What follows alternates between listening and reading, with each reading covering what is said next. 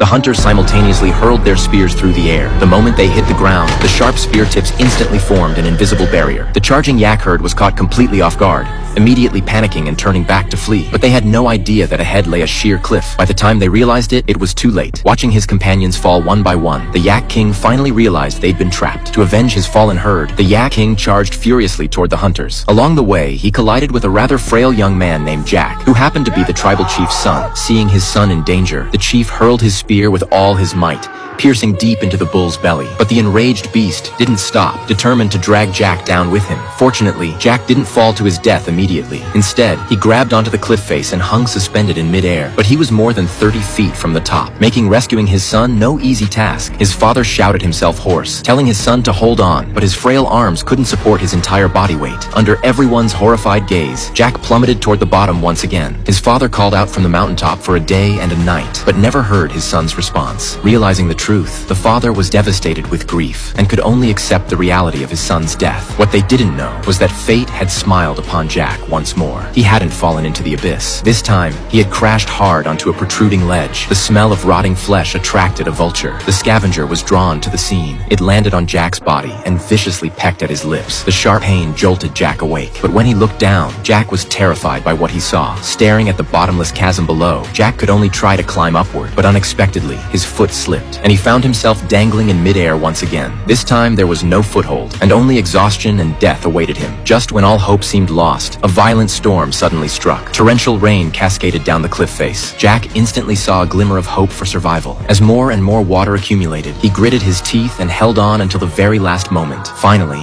when his strength was completely drained, Jack suddenly let go.